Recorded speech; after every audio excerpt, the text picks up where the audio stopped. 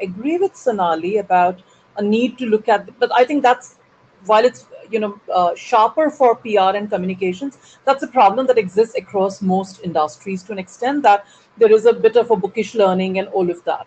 I think it's harder because if you look at it for the last many years, I've been kind of thinking about it.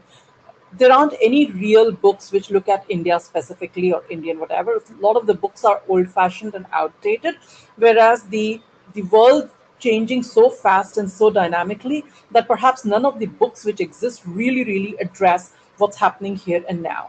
So I think, and I don't think anyone's putting in enough effort to look at like journals and articles and redefine syllabus. So that's one part of the education part of it.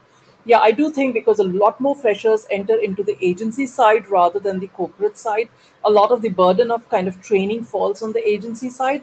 And I think how agencies look at that, I think, is really important. But I want to make an additional point where I think we need to start talking to our organizations, and this is especially true for companies, to look at how do they evaluate marketing and how do they evaluate PR and comms. There is still a very distinct difference in salaries between PR and comms and marketing in many companies. And by the way, the marketing, has very fancy colleges, but if you talk to senior marketing folks, you'll hear the same problems about how the kids need to unlearn, they're bookish, blah, blah, blah, right?